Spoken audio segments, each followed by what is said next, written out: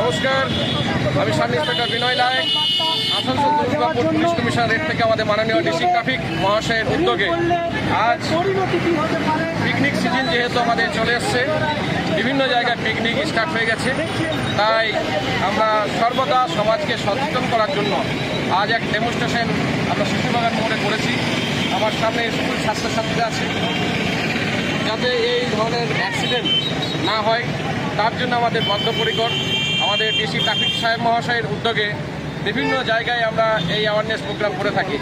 আমি OC traffic sub traffic Durgapur যখন ছিলাম এই ধরনের প্রোগ্রাম করেছি, আমি হীরাপুর যখন ছিলাম এই ধরনের প্রোগ্রাম করেছি, আবার রানীগঞ্জে এসেছি। রানীগঞ্জের শহরতলির লোকে যারা আছেন তাদেরকেও সতর্ক করছি যাতে মদ্যপান অবস্থায় কোনো মতেই যেন গাড়ি না চালায় বা কোনো ড্রাই নেশা করে কোনো মতেই যেন গাড়ি না চালায়, এটাই রিকোয়েস্ট থাকলো। নমস্কার।